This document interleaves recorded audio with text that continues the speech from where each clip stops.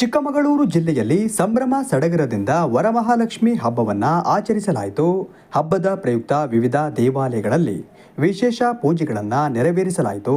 ಚಿಕ್ಕಮಗಳೂರು ಜಿಲ್ಲೆಯಾದ್ಯಂತ ವರಮಹಾಲಕ್ಷ್ಮಿ ಹಬ್ಬದ ಸಂಭ್ರಮ ಮನೆ ಮಾಡಿತ್ತು. ಬೆಳಗ್ಗೆಯಿಂದಲೇ ಸುಮಂಗಲೆಯರು ಮಹಾಲಕ್ಷ್ಮಿಯನ್ನ ಪೂಜಿಸುವ ಸಿದ್ಧತೆಯಲ್ಲಿ ತೊಡಗಿದ್ದರು. ಹೂವು ಹಣ್ಣುಗಳ ಬೆಲೆ ಗಗನಕ್ಕೇರಿದ್ದರೂ ಭಕ್ತರ ಪೂಜಾ ವೈಭವಕ್ಕೇನೂ ಕೊರತೆಯಾಗಿರಲಿಲ್ಲ.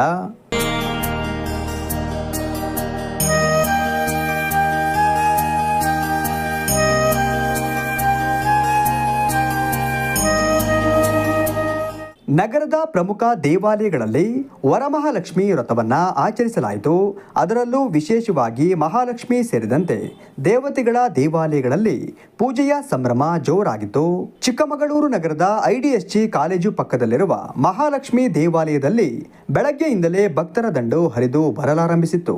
ದೇವರ ಮೂರ್ತಿಗೆ ವಿಶೇಷ ಅಭಿಷೇಕ, ಅಲಂಕಾರ ಮಾಡಿ ಭಕ್ತರ ದರ್ಶನಕ್ಕೆ ಅವಕಾಶ ಕಲ್ಪಿಸಿಕೊಡಲಾಗಿತ್ತು.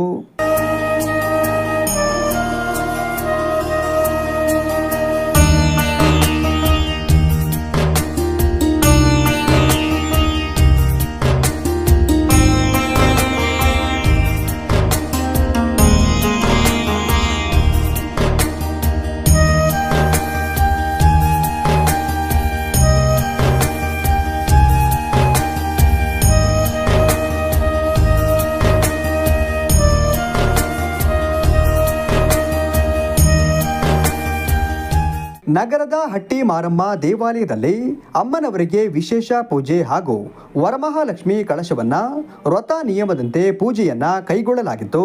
ಆಕರ್ಷಕ ಹೂವಿನ ಅಲಂಕಾರ ಮತ್ತು ಭಕ್ತರಿಗೆ ಪ್ರಸಾದ ವಿತರಣೆ ಮಾಡಲಾಯಿತು.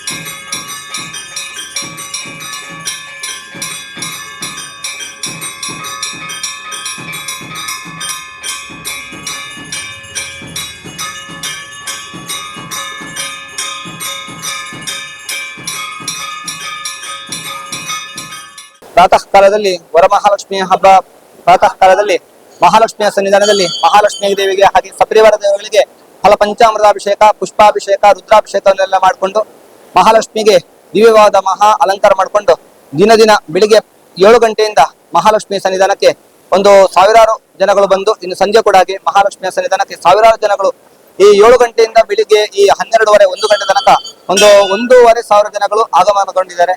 ಹಾಗೆ ಮಹಾಲಕ್ಷ್ಮಿಯ ಸನ್ನಿಧಾನಕ್ಕೆ ಭಕ್ತಿಪೂರ್ವಕವಾಗಿ ಬಂದು ಮಹಾಲಕ್ಷ್ಮಿಗೆ ವಿಶೇಷ ಸೇವೆ ಅಂದ್ರೆ ವರಮಹಾಲಕ್ಷ್ಮಿ ವ್ರತ, ಅರ್ಚನೆ, ಪುಷ್ಪಾಭಿಷೇಕ, ರುದ್ರಾಭಿಷೇಕ ಹಾಗೆ ಫಲ ಪಂಚಾಮೃತಾಭಿಷೇಕದಿಂದ ಎಲ್ಲ ಮಾಡಿಕೊಂಡು ಮಹಾಲಕ್ಷ್ಮಿಗೆ ಭಕ್ತಿಪೂರ್ವಕದಿಂದ ಹೃದಯದಿಂದ ಸ್ಪಂದಿಸಿದ್ದಾರೆ.